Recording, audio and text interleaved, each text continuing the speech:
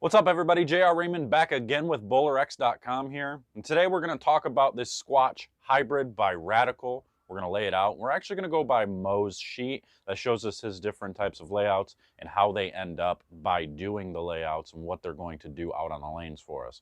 So we're going to do all that. We're going to discuss those layouts, and we're going to put some holes in this ball when we get back. Stay tuned.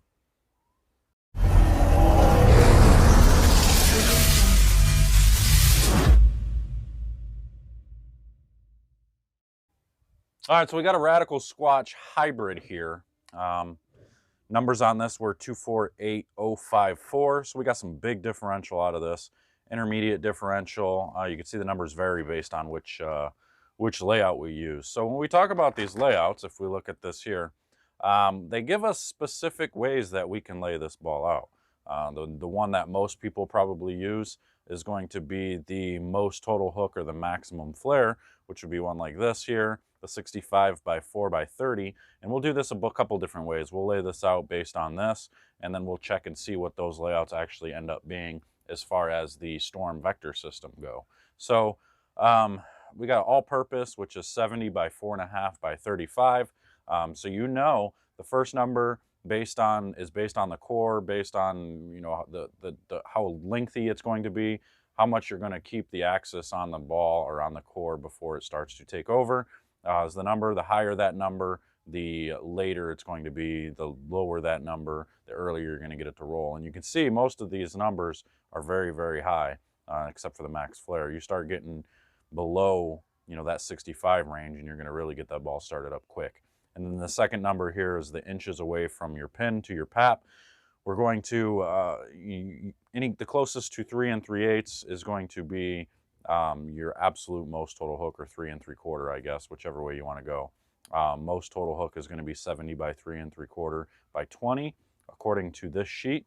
And as we move down, a little bit smoother hook, it's going to be 85 by 4 by 85. So that third number here, we're talking about the type of sharpness you're going to get off the back of the pattern. Once it makes its motion, how quick it's going to be, how responsive it's going to be off of that spot. So the lower the number, the more responsive. The higher the number, the less responsive. So you get the smooth hook, you go with the big numbers, 85 by 4 by 85. You can see it's going to be lengthy, pretty good flare, but controlled on the back, okay? Length with control, same type of thing, except now you're using less flare. You're getting further away. You're going 5 1/4. So it's 80 by 5 1/4 by 80. Same type of thing as this, but with less flare. And then your total control is 90. So you're using that max big number with by 2 1/4, which is even shorter than that 3 1/4. Or 3 3/4. So it's going to make that ball really. It's actually going to start taking away the flare as you go away from 3 3/4. So you're getting closer to your axis, and then that 45 is basically that max. I shouldn't say max, but it's that ideal type of third number to give you that big sweeping type motion down lane. And then you have your max flare, 65 by 4 by 30, all pretty much the same. And then you put a balance hole in it. Obviously, we're not going to be doing balance holes because we don't want to have them become illegal come August 1st or whatever it may be this year. So what I think we're going to do is we're going to look at this, and we're going to try to lay it out based on, I always do the smooth, so let's just do the, what do we want to do here? How about we do the all-purpose layout, 70 by 4.5 by 35, and see what it comes out for me, okay? All right, so we're going to draw a straight line from the pin through the CG straight down. Technically, the first number doesn't matter on this because it is a symmetrical ball. At least I think it is, because I don't see an indicator of mass bias or anything anywhere, so it must be symmetrical. So the first number technically doesn't matter. So all we're really worried about are those last numbers. But we're going to go based on the sheet anyway, and we're going to put that first number in there just because, so people can see it. So we're going with the all-purpose layout. So we're going to go 70 by 4.5 by 35. So we put the center on the pin straight down. We can mark at 70. And we draw straight through that mark from the pin. And then we need 4.5 inches. So we put the 0 right on the pin. Make a mark at 4.5. Okay. And now it was 35 on the last number. So now we're going to go straight from here to there. 35, which is right here. Makes it pretty tall. Draw that line straight through.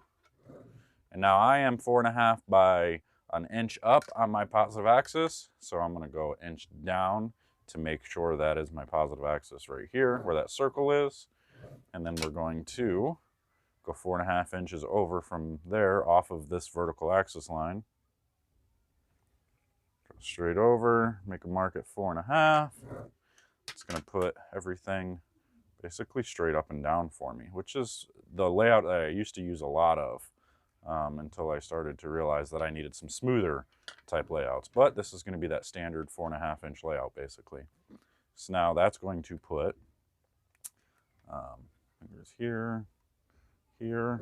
So now you're going to have fingers here, okay, and thumb there. So that's how that's going to end up looking if we go by that layout. So this actually, and now we look at the storm pin buffer. This is going to be that other number is not going to matter. So we got the 4.5 by 2 1/4 pin buffer.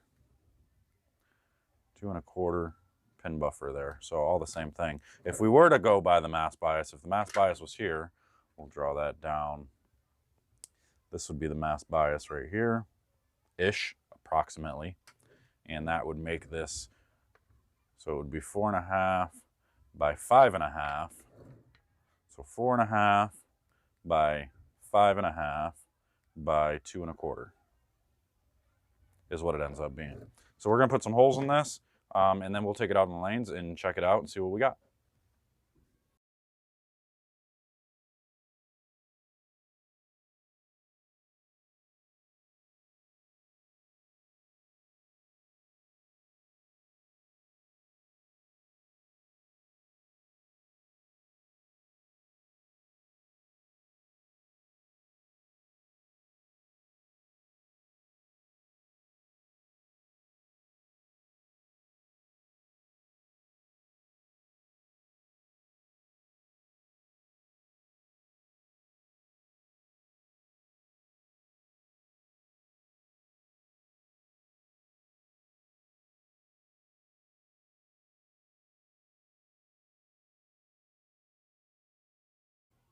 All right, here it is. We got that all-purpose layout put on here. We're ready to go.